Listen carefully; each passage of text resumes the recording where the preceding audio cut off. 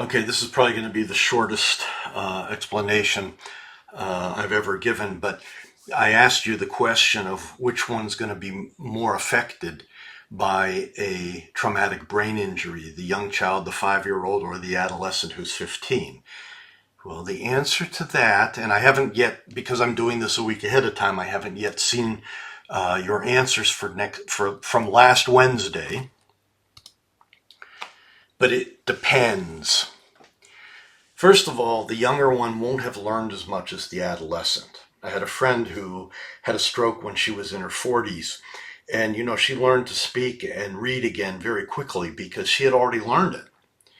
Whereas that could be more of a problem for the younger one. On the other hand, the young one's brain is more plastic.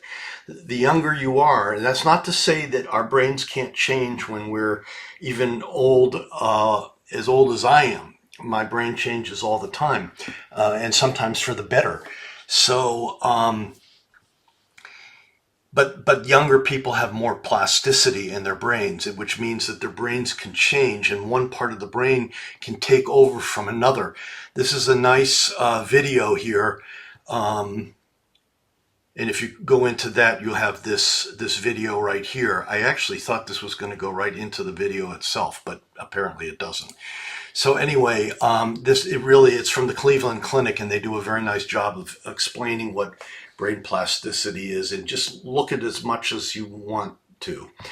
And then the other thing is that, when they get to be an adolescent, you've got all sorts of hormonal changes going on, and it's also a time where their identity is the big issue. Erik Erikson, who I think I talked about early on, but maybe didn't, has stages of development, and one of them is for adolescence, and it's identity versus negative identity. And if you're interested in that, you can just look up Erik Erikson. It's E-R-I-K and then E-R-I-C-S-O-N. And so it just depends. So you can't really answer the question without knowing the students.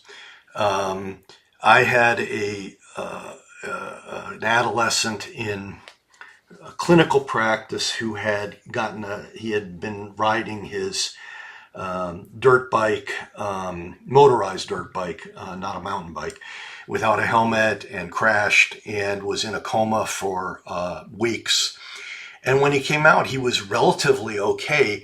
But what had happened was that the injury had somehow exacerbated his previous issues. So he was pretty hyperactive before. Now he was really hyperactive. He didn't have the best judgment in the world before. Now he had pretty bad judgment, that kind of thing. So anyway, that's it. Just wanted you to see that and wanted to answer the question.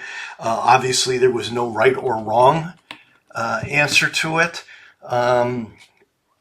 And thank you for taking part in that, and then thank you for watching this.